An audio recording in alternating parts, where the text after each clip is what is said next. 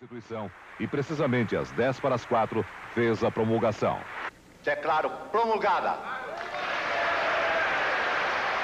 o documento da liberdade, da dignidade, da democracia, da justiça social do Brasil. Que Deus nos ajude que isto se cumpra. Em outubro de 1988, o Brasil saiu do regime militar para a democracia. A mudança, marcada com a Constituição de 88, rompeu com 21 anos de autoritarismo e foi consagrada como a Constituição Cidadã. Durante 5 meses, os constituintes se debruçaram sobre propostas de toda a sociedade e o resultado foi a Constituição que garantiu o regime democrático no país e que agora chega aos seus 30 anos. Traidor da Constituição é traidor da pátria. Que este plenário não abrigue outra Assembleia Nacional Constituinte. A nova Constituição estabeleceu direitos civis, criou desde o Código do Consumidor até regras para a defesa do meio ambiente e também colocou a educação como dever do Estado. Nos seus 30 anos, a Constituição está sendo testada nos seus limites. Mas é esta Constituição que está valendo e que temos que defender sobre todos os desafios. Neste programa da TV FEPESP, você vai ver como a Constituição afeta a sua vida e a vida no seu sindicato. Pode entrar, a sala é sua.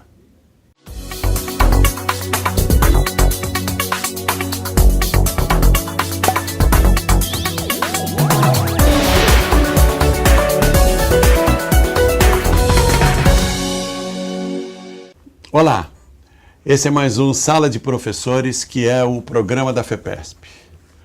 Como sempre, agradecemos a sua participação e agradecemos a sua audiência. Estamos sempre à sua disposição no fepesp.org.br para sugestões, críticas, perguntas e possibilidades de outros programas, de sugestões para outros programas. Hoje é um programa especial em função dos 30 anos da Constituição, que foi promulgada no dia 5 de outubro de 1988.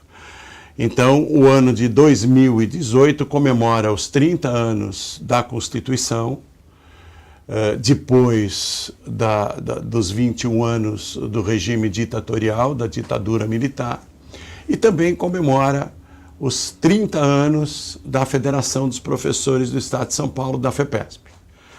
A FEPESP foi fundada em 1986, mas passou a existir com personalidade jurídica sindical em julho de 88. Então, a denominação da FEPESP e a Constituição da FEPESP, ela é anterior à Constituição do Brasil. É de julho e a Constituição é de outubro. E para a gente trocar uma bola, bater uma bola, trocar opiniões e conversar sobre a Constituição brasileira e sobre também a comemoração dos 30 anos da FEPESP, nós temos aqui hoje o professor Luiz Antônio Barbacle, que é presidente do Sindicato dos Professores de São Paulo e vice-presidente da FEPESP. Aliás, o Luiz Antônio foi o primeiro presidente da FEPESP. Em 1988, quando a FEPESP teve a sua carta sindical outorgada pelo Ministério do Trabalho, antes era assim, né? Era assim mesmo. Foi o ministro do Trabalho, Dr. Almir Pazianotto, que outorgou a carta sindical da FEPESP. O Luiz Antônio era o presidente e foi o presidente nos 2 primeiros períodos, nas 2 primeiras gestões da FEPESP. Olá, Luiz Antônio, tudo bem? Celso, tudo bem? É uma boa recordação esses 30 anos de federação. Um trabalho muito bonito que nós fizemos lá, e você estava junto com a gente. E naquele momento a carta era expedida, como você disse, pelo Ministério do Trabalho para as federações e para as confederações pelo presidente da República. Isso foi uns momentos antes da Constituição, uma vez que a Constituição depois, no artigo 8º, diz que nós temos a liberdade e autonomia sindicais para fazermos os nossos trabalhos e as nossas entidades sindicais. Então, naquele momento, é um momento mágico, realmente, porque nós conseguimos romper uma barreira que existia na unicidade das federações e conseguimos fazer a federação. E logo depois, o trabalho que nós desenvolvemos juntos na Constituinte para a assinatura da Constituição no dia 5 de outubro.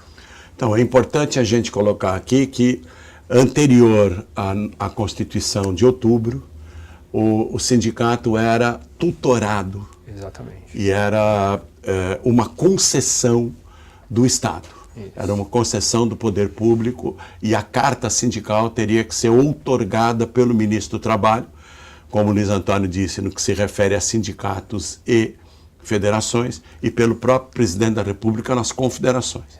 Então, essa é a estrutura da CLT. Né? Fala um pouquinho sobre essa estrutura da CLT anterior à Constituição, porque também tem aquela história, se a Constituição ela abrigou a CLT ou se não abrigou a CLT, quais são as convergências e as divergências. Antes da Constituição, toda a estrutura sindical era obrigatoriamente passada no Ministério do Trabalho e existia a comissão de enquadramento sindical que dizia quem podia ser, quem não podia ser, se estava havendo divisão de categoria, se estava havendo divisão de base, toda aquela estrutura da CLT de 43. Era uma questão meio paquidermosa, demorava muito para você resolver o problema, a chegar ao sindicato, porque ainda tinha que fazer uma associação antes, né? Não era assim? Primeiro você tinha que fazer uma associação, submeter a associação ao Ministério para poder... Comissão de enquadramento sindical e até chegar ao ministro assinar a carta sindical. Então era uma total intervenção do Estado sobre a atuação sindical. Total e absoluta. Quando chega a Constituição de 88, ela passa a liberdade e autonomia sindicais, aí nesse caso. Então nós poderíamos... o artigo 8º diz, exceto pelo registro, que agora é o registro da ESB, né? Exceto pelo registro, não teria mais nenhum tipo de intervenção do poder público. Do poder público, porque a tua resposta é certa, é o poder público, né?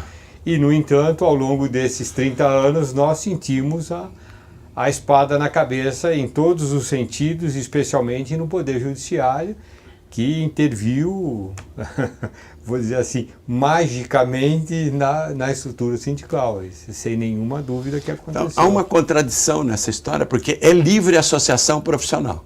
Então, os trabalhadores é que decidem a criação do sindicato. Isso. Porém, a Constituição de 88, ela preservou o estado de unicidade sindical. Isso. A unicidade sindical significa que existe um só sindicato, por categoria, por município. Muito bem. Então, obrigatoriamente, você tem que passar por um órgão do Estado para que esse órgão faça o registro e observe o princípio da unicidade. Mas nós, no começo, nós iniciamos a nossa conversa dizendo que nós fundamos uma federação aqui. Já existia uma outra federação e nós fundamos a Federação dos Professores. Então, a estrutura sindical brasileira, ela tem unicidade na base, na base, mas ela observa o pluralismo na cúpula. Então, nós temos sindicatos únicos por categoria. Como é que ficam as federações, confederações e depois... É bom lembrar que no nosso caso, por exemplo, nós fizemos uma divisão na federação porque nós extraímos a categoria da federação, da antiga federação. Só que a CLT dizia que a federação era por ramo de atividade. Era por ramo de atividade. Então nós inovamos nesse aspecto. Exatamente. Nesse momento nós conseguimos fazer uma modificação e fazer exclusivamente de professores. E vale lembrar para nós que naquele primeiro momento nós fizemos a base em todo o estado de São Paulo de professores, na primeira assinatura. E logo no dia seguinte, o Diário Oficial... Exatamente, o ministro, através do Diário Oficial, restringe a base aos 5 sindicatos fundadores.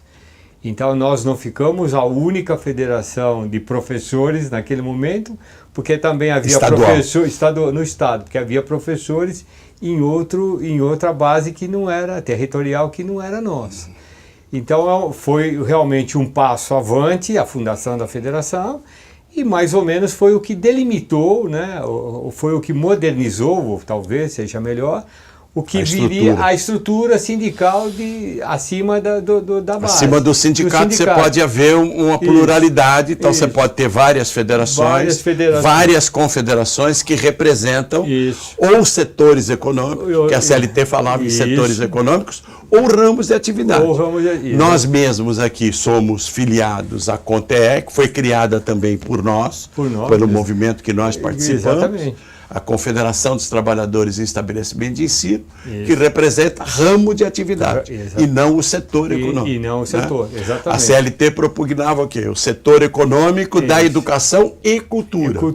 E nós fizemos só da educação e restrito aos trabalhadores em estabelecimentos particulares.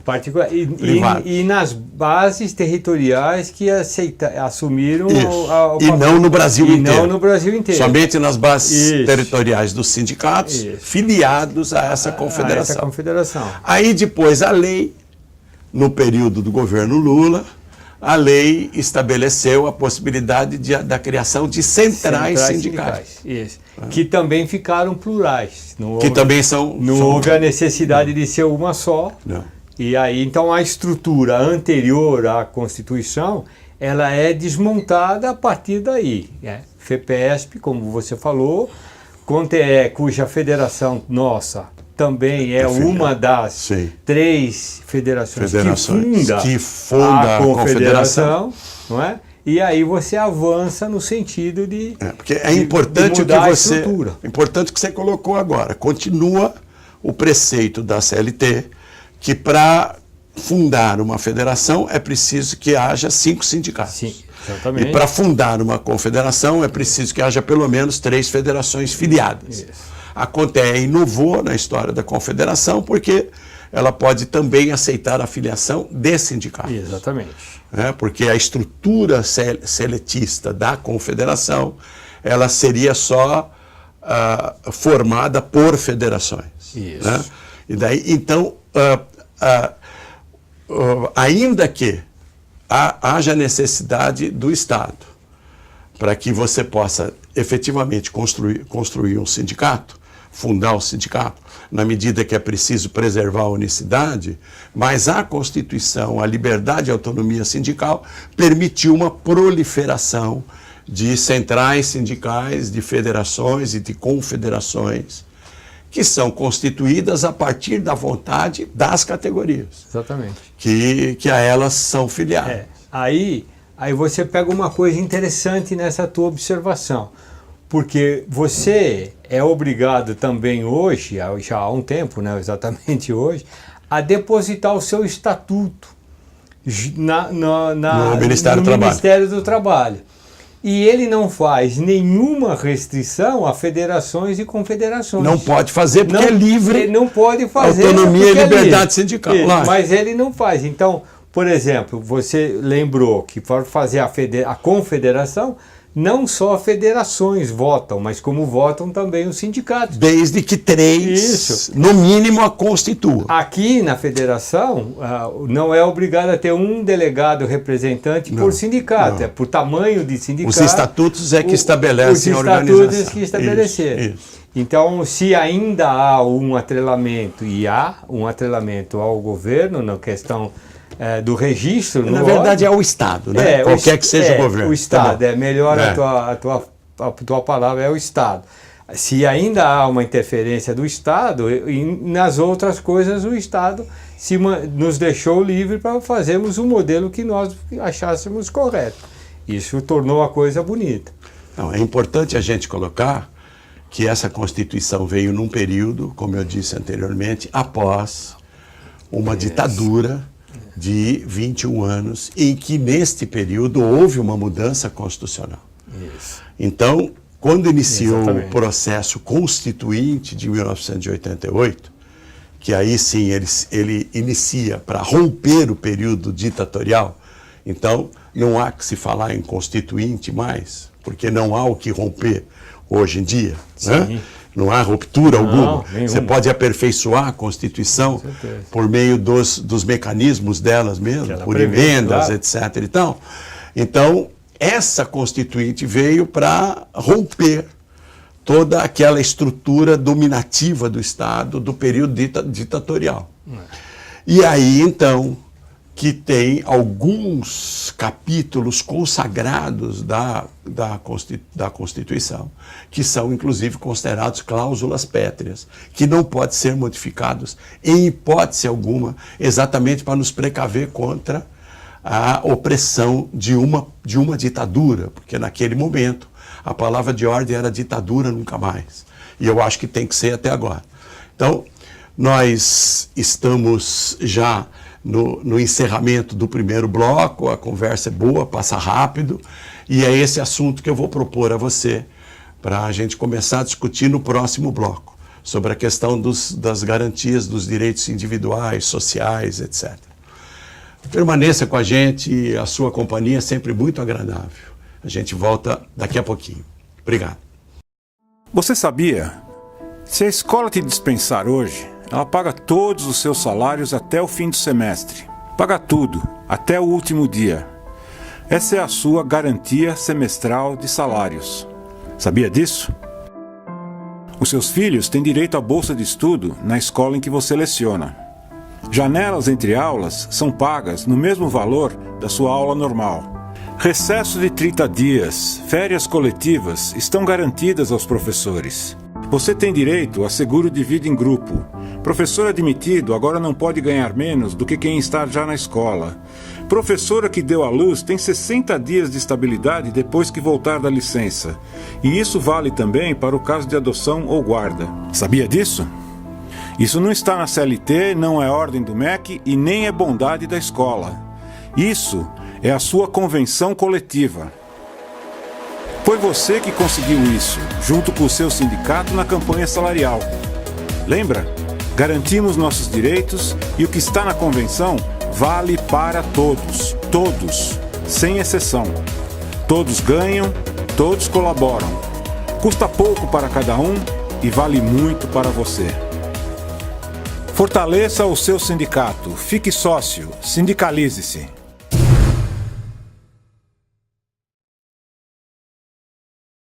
Pois bem, estamos de volta ao Sala de Professores de hoje, tratando de um assunto de fundamental importância, que é a Constituição Brasileira, que em 2018 completa 30 anos.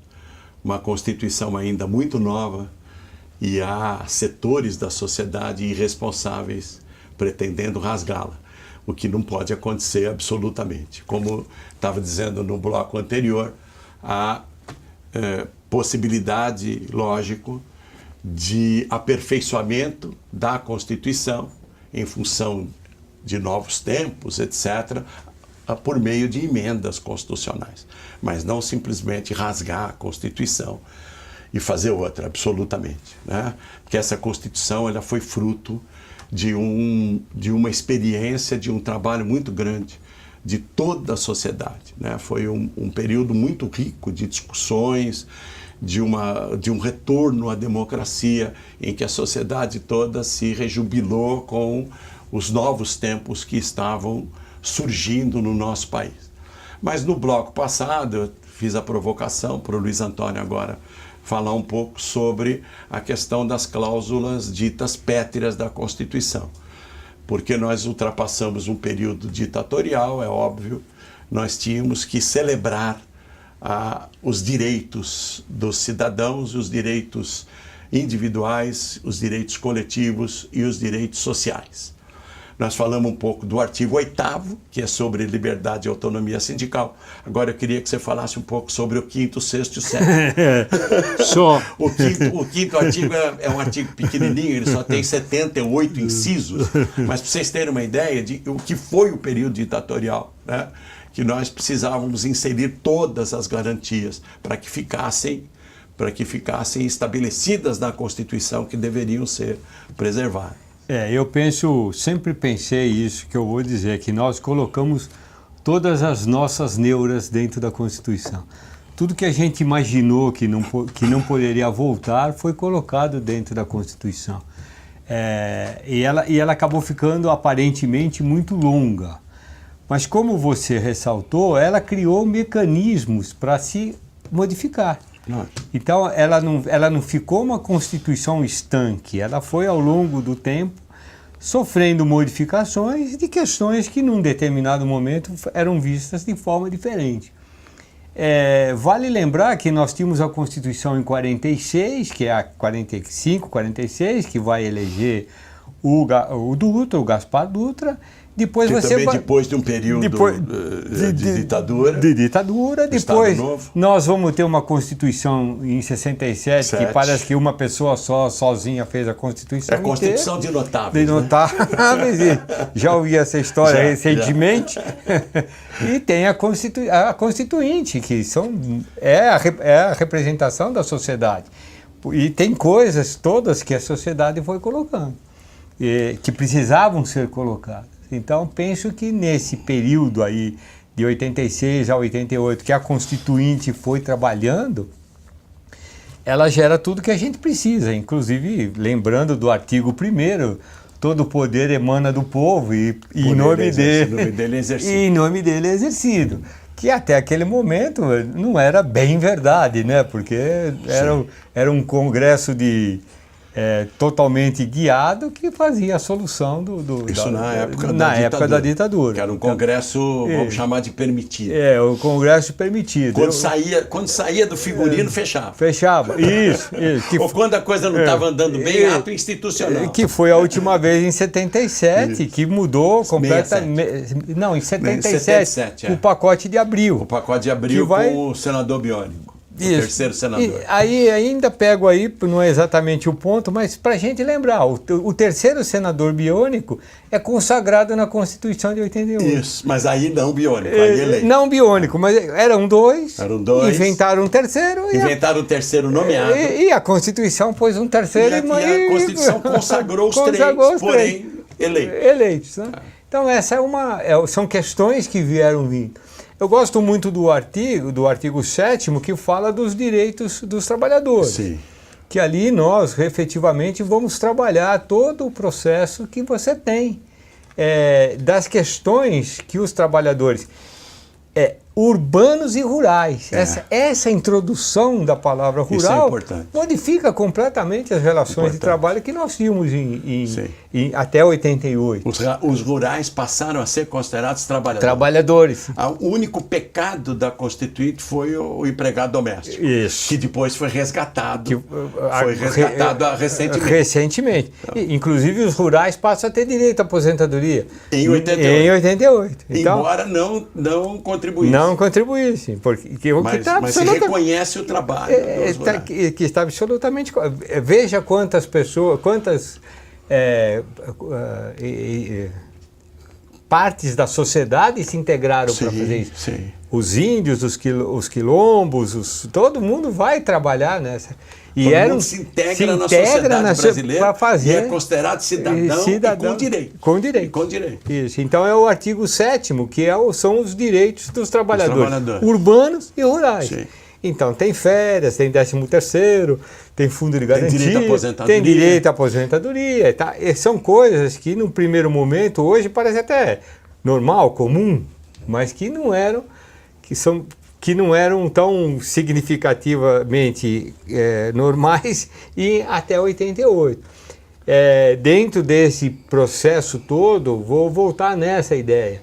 Nós também conseguimos, a Constituição também prevê a sua modificação. Sim. Em 2 vezes em cada Câmara, com maioria absoluta. E 2 votações, 2 votações em cada uma das câmaras. No Senado e na Câmara. Exatamente, que é para você ter... Com 3/5, que é uma maioria qualificada, que é para não ser modificada a qualquer momento, por qualquer vontade de uma minoria. Qualquer vontade de uma minoria. Então, realmente, eu penso que aí nós temos uma situação que ela, como disse Ulisses, né, é a Constituição cidadã. Ela realmente traz a Constituição para o povo brasileiro. E a bem da verdade aqui, na minha opinião, evidentemente a bem da verdade não é, na minha opinião, ela é muito nova.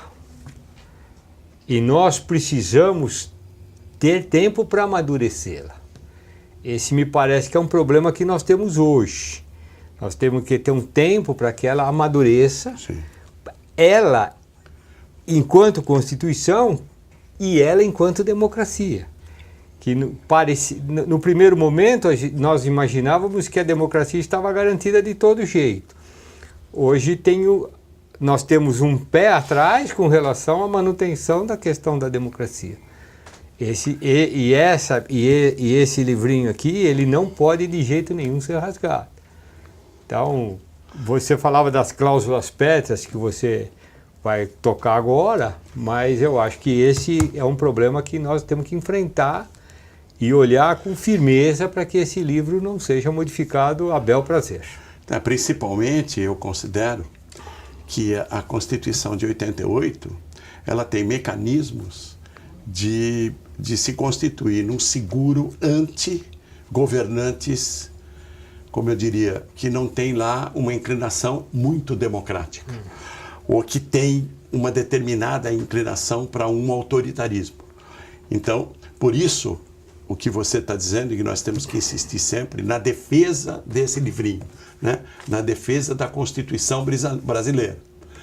Ela pode ser alterada, ela pode ser modificada, ela pode ser aperfeiçoada, mas há que observar a maioria qualificada e há que observar a votação nas duas câmaras e na votação dos dois turnos. Certeza. Não pode ser modificada a bel prazer. Por exemplo, na minha opinião pessoal, o instituto do impeachment tem que ser rediscutido. Com certeza. Porque, da maneira como ele está sendo aplicado, ele pode ser vulgarizado.